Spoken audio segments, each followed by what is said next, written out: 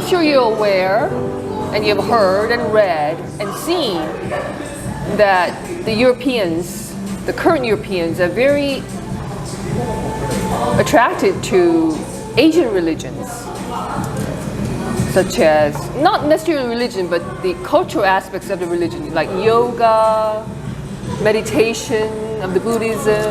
So I have definite advantage because I'm an Asian and I'm a religious teacher. So how would you compete for the seekers that what you're presenting is the ultimate truth compared to what they're seeking? I mean, they're all seeking in Hungary. I don't believe that we can approach from the perspective of competition. Competition unnecessarily complicates issues, and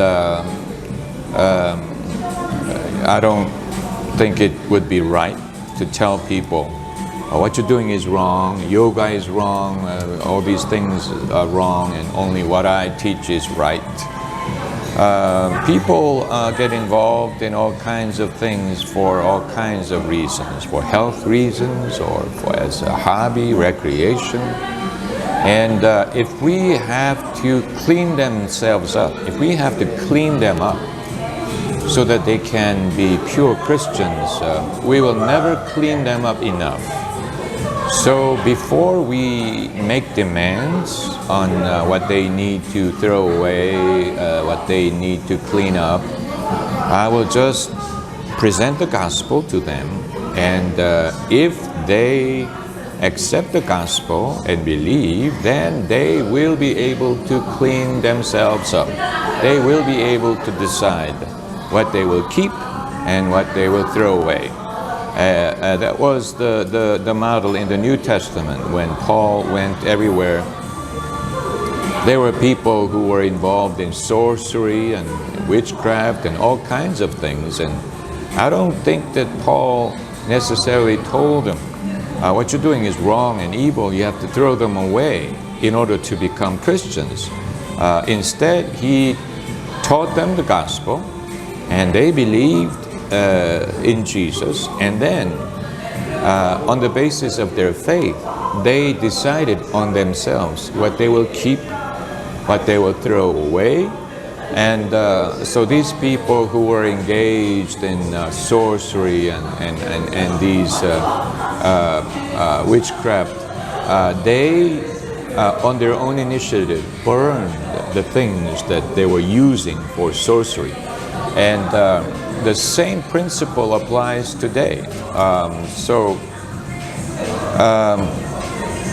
Maybe some people are attracted to Asian religions and all sorts of things. That's because Christianity could not fill their spiritual needs in the first place.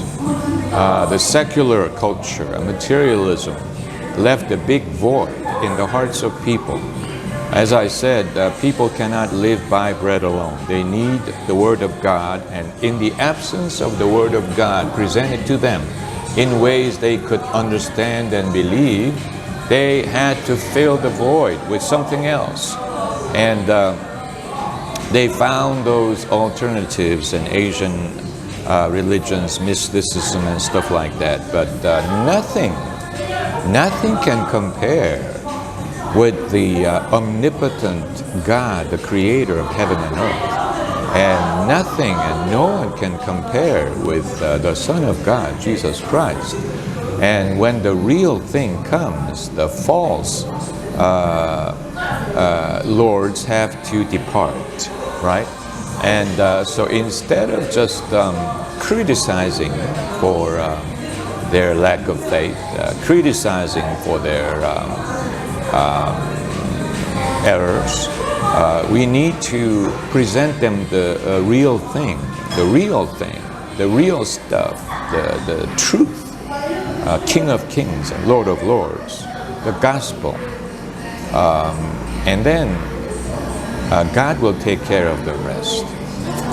When Jesus comes into their hearts, Jesus comes with such conviction, with such power, that people will know what will have to go right? I mean, you catch the fish first, and then you clean them up. You don't clean them first and then catch them. You have to catch them first. Jesus said, I'll make you fishers of men. We have to catch people first, and then cleaning them comes after. But once they have faith in them, cleaning themselves, cleaning their lives, will not be so much of a problem. You and I, everyone who's a Christian already, we are still going through that process of cleaning up. We still have issues from the past, right? We still have memories of sins, memories of the world and the worldly ways and superstition and all these things still remain, and we are still in the process of cleaning them up. The Word of God will clean us up. The Word of God will do the same with anybody. With anybody. Jesus said, you are already clean by the words that I taught you. And the Word of Jesus Christ will clean them. Morally, spiritually. The Jewish people, the Israelites, we think that they knew the Jehovah God from the beginning, but I don't think that was so. They had idols, they had other gods. That's why the first commandment is, you shall have no other God before me. And the second commandment, you shall not make idols and serve them, which means the Israelites served other gods and served idols. They first came to the faith of Jehovah God, and then with His words and instructions, God was able to clean them up spiritually, helping them to get rid of idols and false gods and stuff like that. The same principle applies to us today.